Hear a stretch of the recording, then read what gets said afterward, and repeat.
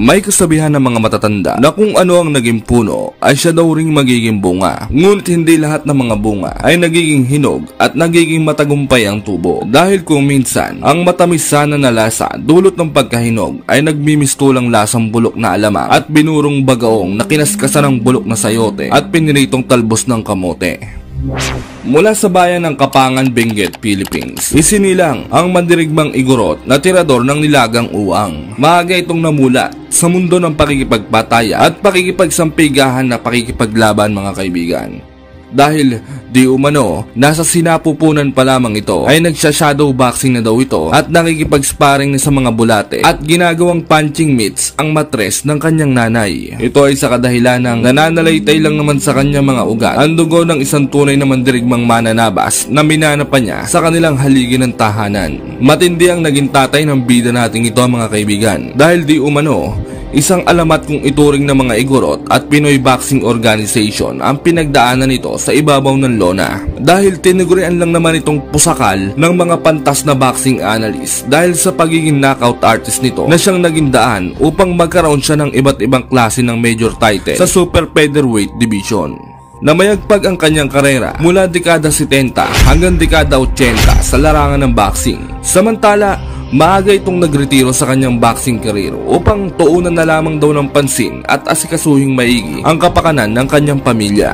Sa pag-aakalang dito na lamang matatapos ang kanyang itinanim na legasiya sa larangan ng pakikipagbuntalan at suntukan ay laking gulat ng mga kababayan nating Igorot na hindi nila lubos akalaing ang lalambot-lambot at maamong muka ng anak ng tiniguryang pusakal na ito ay siya palang magpapatuloy ng sinimulang pakikipagpatayan at pakikipagbuntalan sa ibabaw ng lona ng kanyang ama. Bunsod kasi ng pagkakaroon nito ng napakaamong muka na mahiya mo pinagtulungang i-skincare nila Doc Kalayan at Vicky Bello ng Kojic at Facial ay kaakibat nito ang bigat ng kanyang mga suntok na kapag tumama sa'yo ay para ka na ring hinampas ng palanggana, tabla, timba, batya, eskoba, palo-palo, steel brush at automatic na washing machine. Ngunit kung bago at kakapadpad mo lang sa channel na ito mga kaibigan ay baka naman pwedeng makahiling sa iyo ng isang like, share, comment at higit sa lahat ay subscribe. Pakisampingan mo na rin ang kampana dyan sa tabi para buena mano ka palagi sa mga bago kong upload. Babyface Assassin Killer, kung tawagin ang bida natin na ito mga kaibigan, dahil talaga namang napakabrutal ng mga atake at di ng suntok nito sa pakikipagpatayan. Nakatangi ang minana pa niya sa kanyang ama. Sa katunayan niyan mga kaibigan, sa unang 30 laban nito sa kanyang karera sa amateur ay lahat nga po ng ito ay kanyang pinatulog sa ibabaw ng lona. At dahil nga po dito ay maraming Igorot ang talaga namang nagulat dahil sa kabila nga daw po ng pagkakaroon nito ng mukhang mabait na di gagawa na matinong muka ay kakibat pala nito ang kapangyarihan ng isang halimaw na mananabas. Samantala, nagkaroon naman ito ng 77 laban sa kanyang amateur career at 4 lamang po ang kanyang naging talo. Kaya naman, pagtungtong na pagtungtong agad nito ng kanyang professional boxing career ay buena manong siyam na sunod-sunod na panalo agad ang bumunga dito. Ngunit sa kabila ng pagkakaroon ng natural na kapangyarihan nito sa pakikipaglaban, ay may isang boksingero ang talaga namang kumwestiyon sa kakayanan ng ating bidang halimaw. Dahil di umano, ay nakukulangan daw siya sa galawan at lakas ng ating bidang pambato. Mukha daw itong kambeng na may polio at trangkaso. Dahil advantage na nga daw dapat kasi siya kasi may tatay nga siyang makakapagturo ng matinding galawan eh. Bakit parang baguhang-baguhan pa rin daw ang galawan nito at tila walang kakalsyum-kalsyum at zinc ang mga atake nito. At sinabi pa nito na talagang manghihina ang katawan nito dahil puro damo, talahib, talbos ng patatas at malunggay ang pinag-uulam niya at ng kanyang tribo na talaga namang nakakabastos. Nagpanting naman ang isopagus ng taenga ng ating bida mga kaibigan at sinabing hindi niya palalagpasin ang mga pasmadong talata na binitawan ng bastos na Mexicanong nagkating sa good manners at right conduct na subject. Dahil okay lang naman daw sana kung siya lang daw ang babastusin niya matatanggap pa daw niya. Pero yung idadamay pa niya ang kanyang ama at ang kanyang tribong pinagmulan ay hindi daw niya ito palalagpasin. Tuturuan daw niya ito ng isang leksyong the square root of x and y o bergulpi di alimpungatan na hindi niya malilimutan. Kasabay ng pag-aalboroto ng mga unggoy na hindi binigyan ng saging at ang pinakain ay nilagang nganga, 19 ng Enero taong 2019, naikasa ang hamon ng Igorot fighter sa hambog na Mexicanong si Rutilo Romero na tirador ng ipiniritong sa lagubang. Maglalaban sila sa lightweight division, 135 pounds at nagpustahan ng palit edits. Bago ang laban, kung ano-ano na namang lumalabas sa bahay bagang na may kulani ng mayabang na Mexicano na ito mga kaibigan. Di umano, papatayin daw niya sa gulpe ang ating kababayan at gagawing pataba sa kanyang iniingat-ingatang kartada. Dagdag pa nito, gagawin daw niyang model ng sigarilyo ang ating kababayan pagkatapos ng laban. Survivor daw kuno ng bulutong ketong at malaria dahil sisiguraduhin daw niyang hindi na makikilala ang ating bida pagkatapos ng kanilang laban sa tindi ng kanyang aabutin na gulpi di kalimot. Kaya naman, ura-uradang hiniling agad ng ating bida sa kanyang promoter na ikasta na agad ang kanilang sagupan at patayan sa lalong-lalong nagmamadaling panahon dahil papatunayan daw niya na ang lahing Igorot ay hindi basta-basta at ipapakain daw niya ang lahat ng mga kayabangan at kahayupang pinagsasabi ng animal na Mexicano. Sa mismong laban, nagpahid muna ng offlotion ng Mexicano. May phobia daw kasi ito sa lamok at talaga naman tumitili kapag napapadampi ito sa kanyang balat. Hinilot din ng Vicks at efficacent oil ang ulo nito. Hangover daw Samantalang ang kababayan naman natin ay tamang higop lang ng sabaw ng buko. Kakagaling lang daw sa UTI kaka-soft drinks at kaka-chichirya mo yan nagpipigil pa ng ihe. Samantala nagsalita na si Rep at sinabing, halika nga ditong quick inakang kustansan ka pumupunta Ang alak sa tiyan, wag sa ulo ha, okay? Ngayon, walang mambabayag. Sasapatusin ko ang mga ulo nyo kapag may nandaya sa inyo. Mga amoy alak pa kayong mga buwisit kayo Ikaw, anong tinira mo? Tanduay na lapad no? Ikaw, ginbulag na naman na may cobra. Ang babaho ng digay nyo O Beno, suntukan na. Touch gloves, touch gloves. Unang round, tining na tining ang Mexicano. Mahiya mo sabog sa baygon at insenso Samantalang ang ating bida naman ay bumibira na agad ng mga mabibigat na kombinasyon at patama. One known for having incredible power. Exciting to see. He is the Igorot warrior, a huge national pride of the Philippines. Stick in there, take punishment in 6 3-minute rounds. If you looked at, of course, the pedigree of Alvin Tam, good body in boxing council, continental featherweight in his last fight, and now looking to put forth another big winning streak, and he will do so if he continues to punch like that. Lots of power coming from Alvin Tam. Tam may not have the reach, but as you mentioned, he's got the power. So Holt's going to continue to press forward, but I hope Rutillo in tight, eating some shots from Romero to get one in return. His opponent with every single punch, but there's one to the body by Rutillo. Great left by Alvin Tam, landed. And a straight right coming from Rutillo. Great body shot, followed up by a straight jab there. Rutillo Romero. Nice short combination by Alvin Tam with the upper. Round 2, nagiging agresibo na ang Mexicano. Samantalang ang ating kababayan naman ay nakakatama na ng mga malilinis na patama na mahiya mo pinagbabato ng kalderong gawa sa kamote. Even after round 1, he looked to be very his last fight. Yeah, he definitely had some ring rust on that Jesus Perez fight. Definitely was not in the shape he's in the Dakota ring. So Alvin Romero here. So I do, as we mentioned before, from Alvin Tam, a big power punch left that misses. Now an inside body shot is both sold out here at the Deerfoot Inn after a return, after a left body glancing blows off the top. Beautiful. You hear the cheers from the fans in this sold-out crowd. Both fighters are landing to the body, and when they do to being low, and there's a right hand that is not low because it lands right to the face of Romero from Alvin Tam.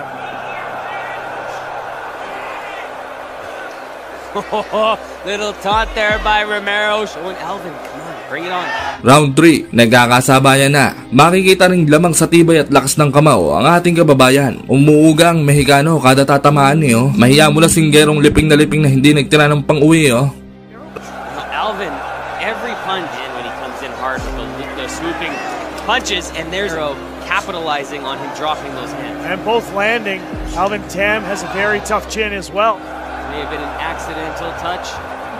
The head, Alvin calling for that touch of the gloves. Romero doing early in this round. Good head movement by Alvin Tam. Answer multiple combinations. You heard that one. Oh, huge shots landed by Alvin Tam. There's a right hand and a second right hand that lands from Romero.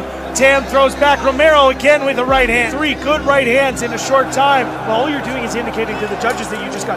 And by giving them an indication, there's a right Round 4, mukhang nauubusan na ng gasolina ang Mexicano. Mahiya mo kinukumbulsyon na kuneho na nung patapos na yung round 3 Samantala, dito na rin magaganap ang nakakagulat na pangyayaring kagulat-gulat na ikakagulat ng lahat ng mga nagulat. Good return by Romero and then a right by Alvin Tam.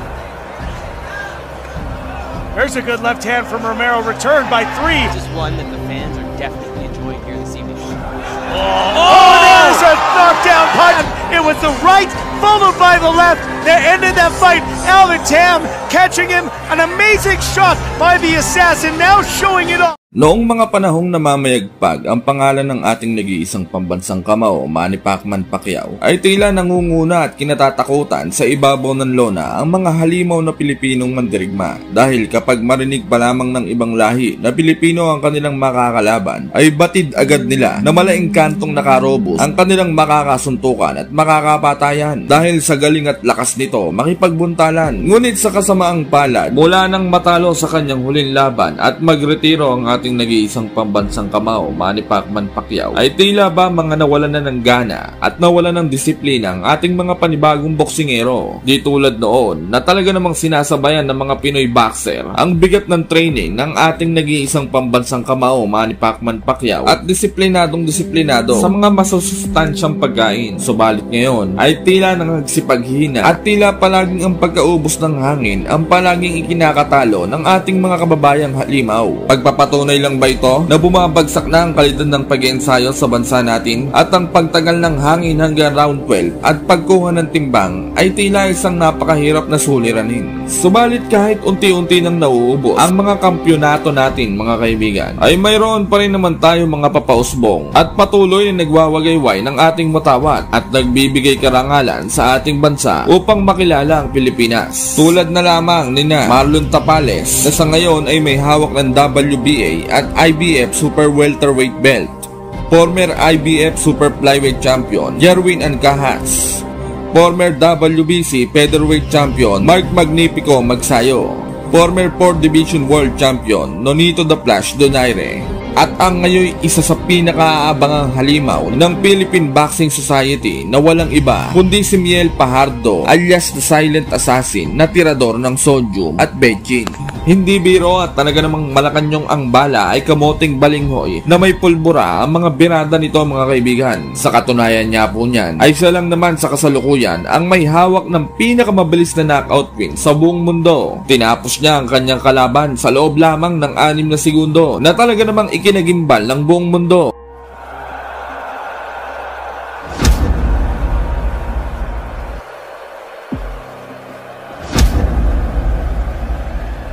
At dahil nga po sa pangyayaring ito ay sobrang dismaya ang inabot ng mga manonood dahil di umano ay unang subo pa lamang ng popcorn, isang himod sa chupa chups at 2 hibla pa lamang ng potato corner ang nakakain nila. Yung iba naman ay kakabayad lang daw sa tiket at naghahanap pa lamang ng mauupuan, at yung iba naman ay nakapila pa sa bilihan ng tiket at nagtataka bakit nag-uuwian na ang mga tao. Akala daw nila ay nawalan na ng kuryente o may sunog. Kaya naman sa galit ay kinuyog nila ang teller na nagbebenta ng tiket dahil ayaw daw i-refund ang kanilang tiket dahil hindi pa nga naman sila nakakatungtong sa Araneta Coliseum Mas mahaba pa daw ang orasyon at ang pagganta ng national anthem ng dalawang magkalaban ayon sa mga nakapanood. Ibinili na lang daw sana nila ng isang sakong bigas, isang kahong gin bulag at kamote ang pinambili ng tiket na busog at nalasing pa daw sila. Tubong Agusan del Rosario ang bidang halimaw natin na ito, mga kaibigan. At tulad din ng ating pambansang kamao ay isang kahig, isang tukalang din ang pinagmulang pamilya nito. Kaya naman, sanay na sanay sa hirap at mga bugbugang trabaho ang pangangatawan nito. Kahit nga daw magtulong ang 2 kalabaw na bad trip, ay hindi daw uubra dito sa hilahang lubid at palakasang magmukbang ng talahib. Kaya naman, sa kagustuhang maiahon ang pamilya sa hirap, ay nagdesisyong sumabak ang tinaguriang silent assassin ng Pilipinas at ilagay sa isang hukay ang isang paa sa pakikipaglaban sa ibabaw ng lona. At dito na niya simulang gigimbalin ang mundo ng boxing.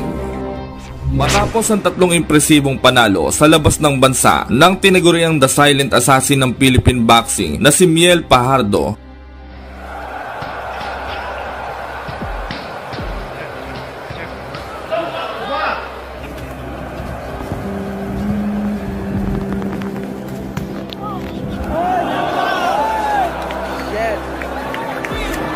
3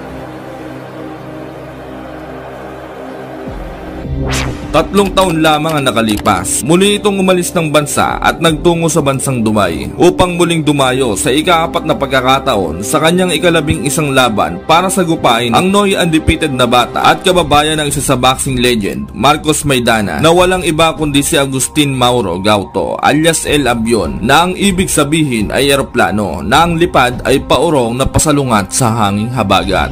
Sa laban na ito mga kaibigan ay hindi binibigyang importansya ng kampo ng undefeated Argentinian fighter ang ating kababayan. Bagkus ay nakatundaw ang kanilang mga sarili sa isang future major world title bout na sa madaling sabi ay minamahina, winawalang kwentang kalaban at patabang bulating kalabaw lamang sa kartada ang tingin ng mga ito sa Pinoy fighter.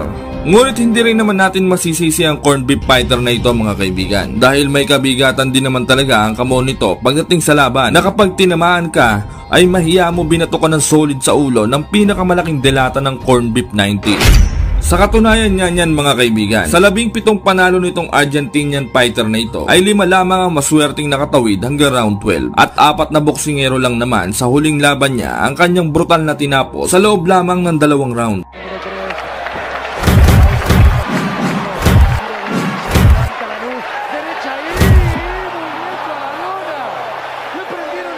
En la primera definición acá había una marca Martín antes del límite de jurado. Las veces que había perdido. Cayó en cámara lenta y la toalla vuela detrás. Se apuró el rincón. Kaya naman hindi katakatakang sa edad lamang na 21 ay naging isang world title holder na din ang Argentinian fighter na ito. Kabilang na dyan ang South American Flyweight title, WBO Light Flyweight title, IBF Youth Flyweight title at WBO International Light Flyweight title. Idineklara pa ng WBO bilang top 3 na pinakamagaling na flyweight fighter sa buong mundo, pang-7 naman sa WBA at pang-4 sa IBF. Kaya naman sa mga panalo at achievement ng corned beef fighter na ito ay naging mataas sa kumpiyansa at ang tingin nito sa kanyang sarili. Kaya ganoon na lamang kung i-bypass niya ang kababayan nating Pinoy fighter na ang hindi niya alam ay ito pala ang fighter na magbibigay dilim sa kanyang daang tinatahak patungo sa kanyang mga pangarap. Mahalimuyak na simoy ng hangin, ika-26 ng Marso taong 2022, tumungo ang tubong Agusan del Rosario sa Dubai upang harapin ang undefeated na si Agustin Mauro Gauto. Tune-up fight daw ito kung ituring ng corned beef 19 fighter para sa susunod niyang mas malaki pang laban na talaga namang nakakabastos para sa ating fighter. Ginanap ang laban sa Duty Free Tennis Stadium sa Dubai. May kartada noong 17 panalo, 12 ay tinapos sa pamamagitan ng knockout at walang talsik ng anumang talo ang Argentinian fighter na ito. Samantalang ang Pinoy fighter naman ay may 7 panalo, 6 ay tinapos sa pamamagitan ng knockout, 2 tabla at 1 talo lamang.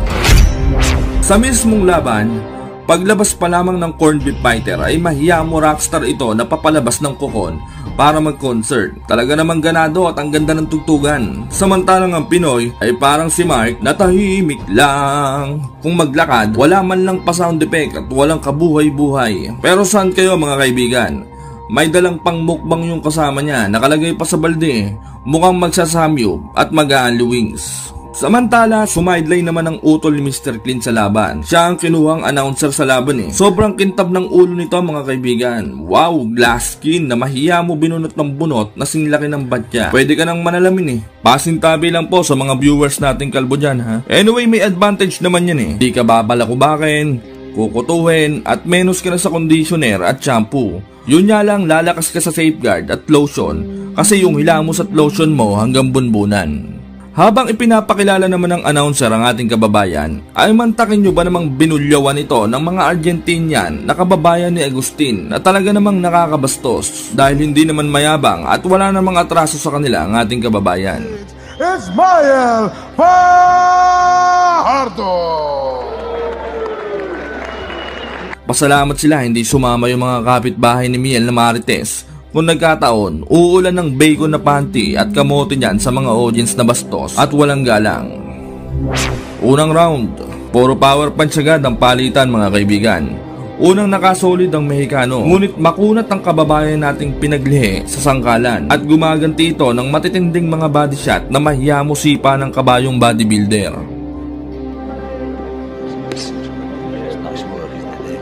think with the eyes running to the belly. Right, a nice jab to the head.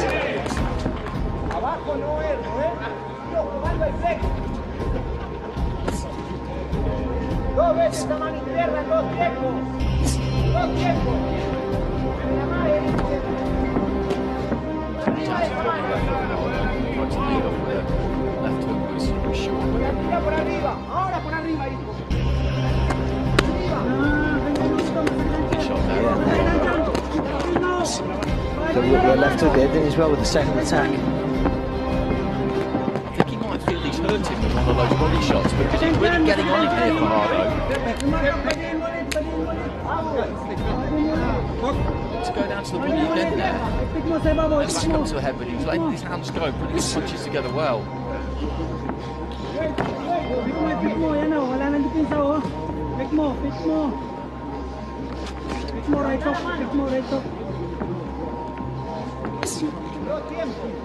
Solid jab in there from Galto.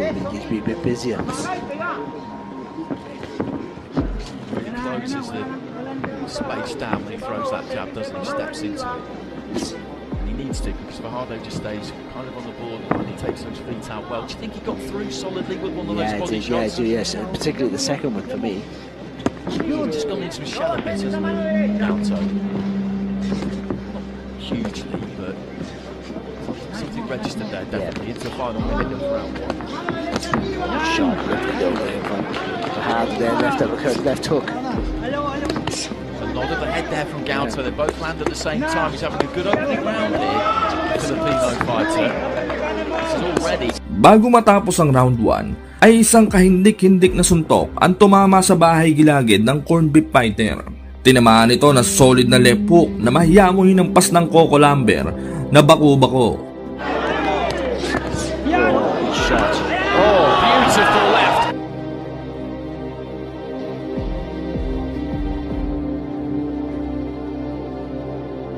Itinaas pa nito ang kanyang dalawang kamay sa sobrang gulat sa pangyayari na mahiya mo inibabawo ng single na kalabaw. Samantala, nakatayo pa naman ito at naipagpatuloy pa ang laban. Tapos na sana ang laban, ngunit inabutang ng pompyang ng kampana ang Pinoy fighter. Kita naman, sa huling body shot na kung nasundan pa ay siguradong bagsak na ang corned beef fighter.